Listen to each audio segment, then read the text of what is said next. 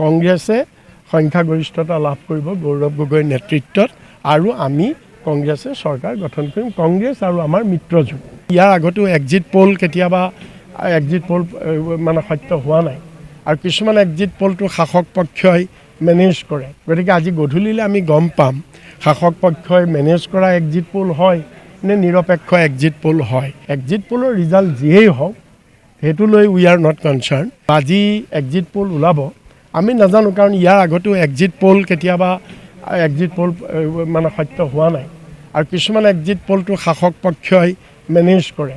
গতিকে আজি গধূলিলৈ আমি গম পাম শাসক পক্ষই মেনেজ কৰা এক্সিট পোল হয় নে নিৰপেক্ষ এক্সিট পোল হয়।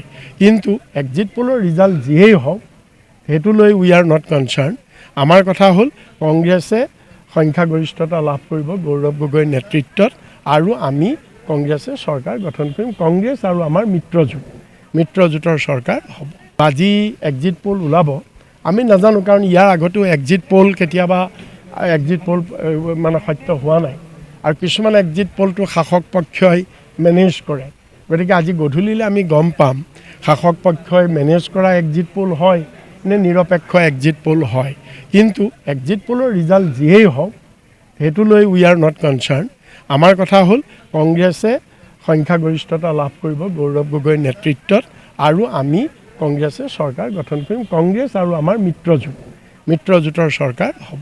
আজি এক্সিট পোল ওলাব আমি নাজানো, কাৰণ ইয়াৰ আগতেও এক্সিট পোল কেতিয়াবা এক্সিট পোল মানে সত্য হোৱা নাই আৰু কিছুমান এক্সিট পোলটো শাসক পক্ষই মেনেজ কৰে। গতিকে আজি গধূলিলৈ আমি গম পাম শাসক পক্ষই মেনেজ কৰা এক্সিট পোল হয় নে নিৰপেক্ষ এক্সিট পোল হয়। কিন্তু এক্সিট পোলৰ ৰিজাল্ট যিয়েই হওক সেইটো লৈ উই আৰ নট কনচাৰ্ণ। আমাৰ কথা হ'ল কংগ্ৰেছে সংখ্যাগৰিষ্ঠতা লাভ কৰিব গৌৰৱ গগৈৰ নেতৃত্বত আৰু আমি কংগ্ৰেছে চৰকাৰ গঠন কৰিম। কংগ্ৰেছ আৰু আমাৰ মিত্ৰজোঁটৰ চৰকাৰ হ'ব। আজি এক্সিট পোল ওলাব আমি নাজানো, কাৰণ ইয়াৰ আগতেও এক্সিট পোল কেতিয়াবা এক্সিট পোল মানে সত্য হোৱা নাই আৰু কিছুমান এক্সিট পোলটো শাসক পক্ষই মেনেজ কৰে। গতিকে আজি গধূলিলৈ আমি গম পাম শাসক পক্ষই মেনেজ কৰা এক্সিট পোল হয় নে নিৰপেক্ষ এক্সিট পোল হয়। কিন্তু এক্সিট পোলৰ ৰিজাল্ট যিয়েই হওক সেইটো লৈ উই আৰ নট কনচাৰ্ণ।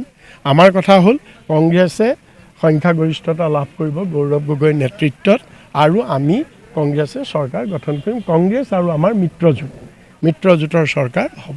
আজি এক্সিট পোল ওলাব আমি নাজানো, কাৰণ ইয়াৰ আগতেও এক্সিট পোল কেতিয়াবা